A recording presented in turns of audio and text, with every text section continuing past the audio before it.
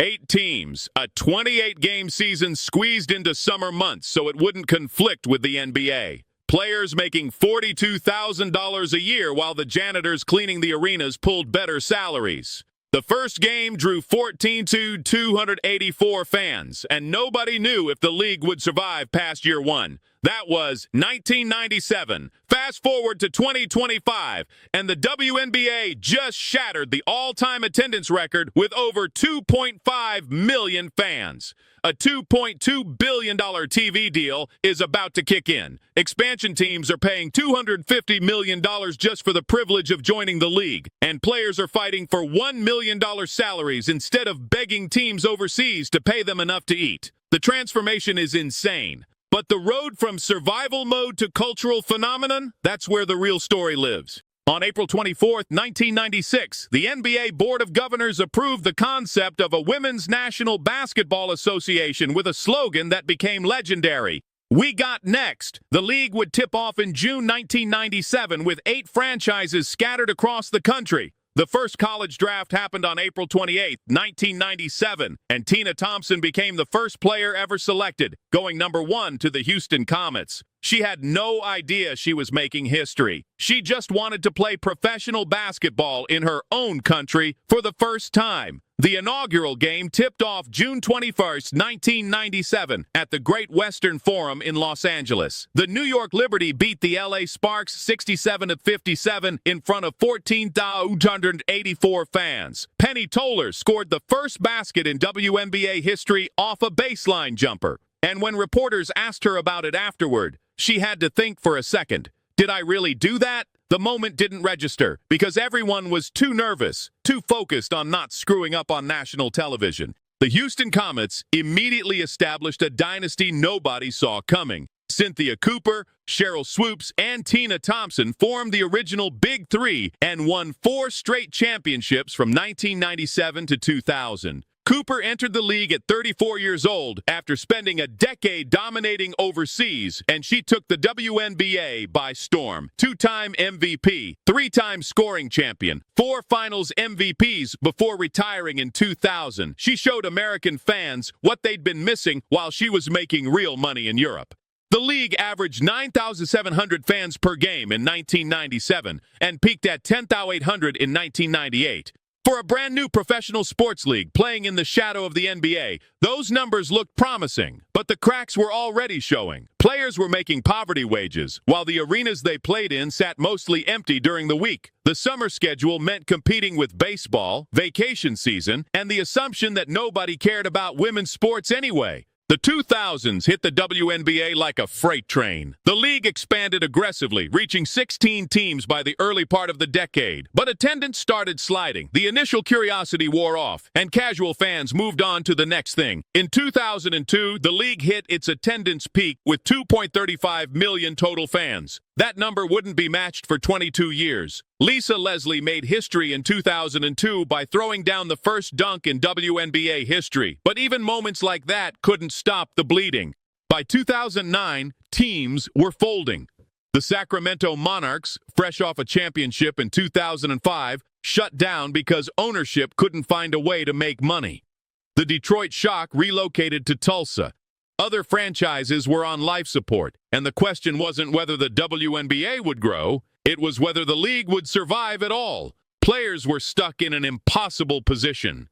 They could barely afford to live on WNBA salaries, so 70% of them spent the offseason playing overseas just to make enough money to survive. The salary situation was a nightmare from day one. The first collective bargaining agreement came in 1999, and players later described it as being forced to feel grateful just to have a league. Translation: take what we give you, or watch women's professional basketball disappear in America. In 2019, the maximum salary was $117,500, not per month, per year. For the best players in the world, the 2020 CBA brought some relief. Maximum salaries jumped to $215,000, and the salary cap rose 30% to $1.3 million per team. But even with those increases, players were still getting 20 to 25% of league revenue, while NBA players got 50%. Diana Taurasi, the greatest scorer in WNBA history, made $138 million over her entire 20-year career in the league. A Russian team once paid her to skip the entire 2015 WNBA season because they wanted her fresh for their playoffs. That's how broken the system was. The overseas grind destroyed bodies and separated families. Brittany Griner got detained in Russia for 294 days in 2022 while trying to supplement her WNBA income. Breanna Stewart tore her Achilles playing for a Russian team in 2019 right before WNBA contract negotiations. The injury highlighted everything wrong with forcing elite athletes to play year-round just to make a living. By 2025, the Supermax salary hit $244, while the minimum sat at $66.79. The league's proposal for the new CBA? A $1 million max and $225,000 minimum. But players called it lipstick on a pig because the structure still caps their earning potential while the league explodes in value. Then Caitlin Clark happened. After shattering every NCAA scoring record and drawing 18.9 million viewers to the 2024 Women's Championship game, more than the men's final, Clark entered the WNBA draft as the most hyped prospect in league history. The draft itself drew 2.45 million viewers, the most watched WNBA telecast since 2000. The Indiana Fever, who averaged 4,067 fans per home game in 2023, suddenly became the hottest ticket in sports. Clark's impact was immediate and undeniable. The Fever's average attendance shot up to over 17,000 per game in 2024. They set a single-season team attendance record with 643,343 total fans and 340,715 at home games. Teams started moving their matchups with Indiana into NBA arenas just to accommodate demand. The Washington Mystics drew 20,711 fans to Capital One Arena for a regular season game against the Fever, setting a new WNBA record. The Las Vegas Aces pulled 23,666 at T-Mobile Arena. These weren't playoff games. These were regular season contests between teams fighting for mediocrity. Clark's games broke viewership records across 6 different networks simultaneously: ESPN, ABC, CBS, ION, NBA TV, and ESPN2. The 2024 season featured 22 games that averaged over 1 million viewers. The All-Star Game drew 3.4 million, a 305% increase from the previous year.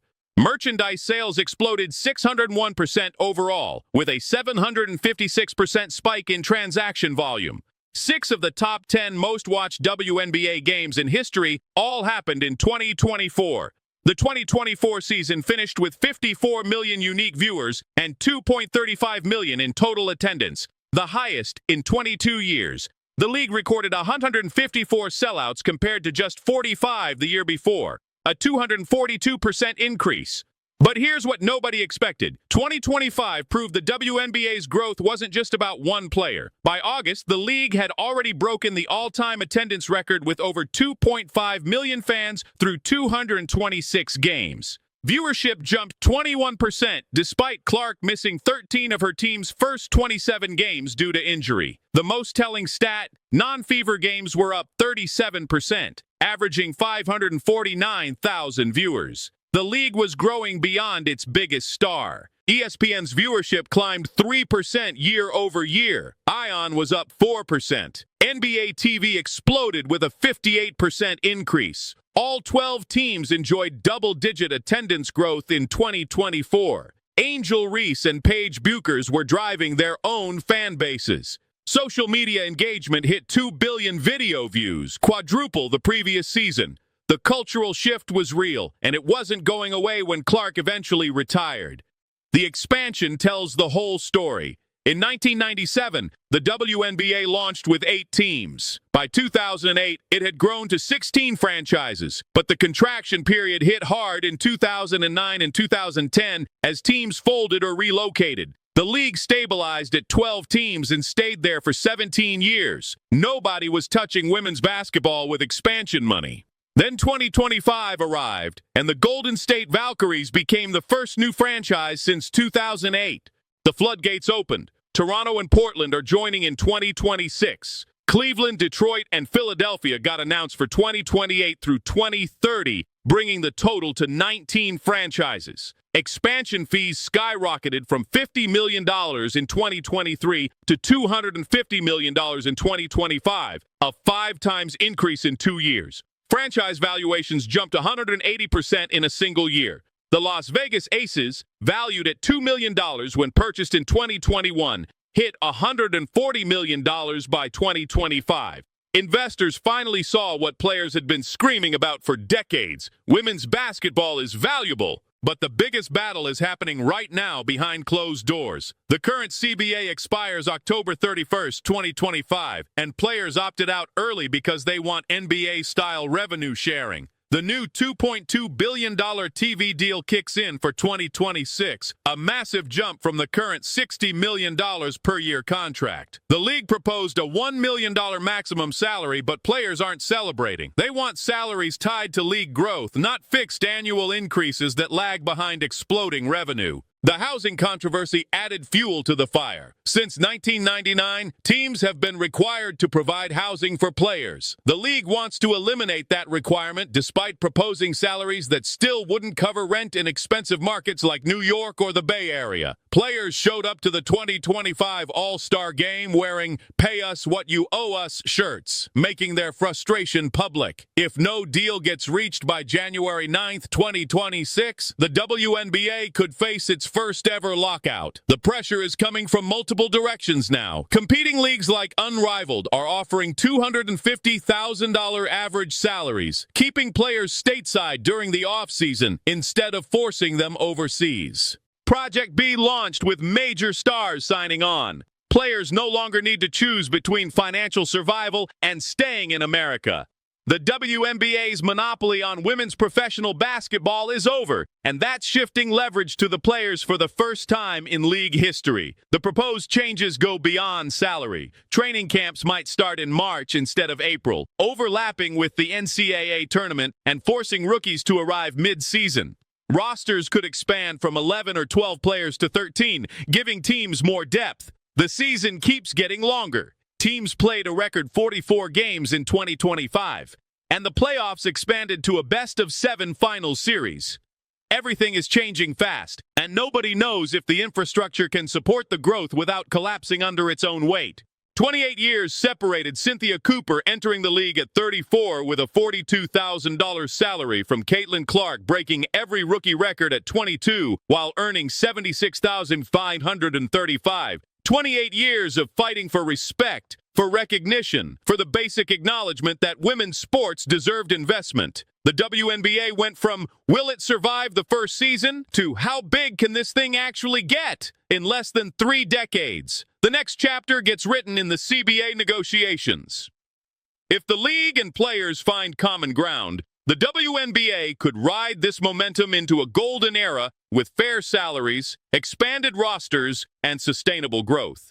If they don't, a lockout could kill the surge before it reaches full potential. Either way, one thing is certain: women's basketball isn't a summer sideshow anymore. It's a cultural force, and it's not going anywhere.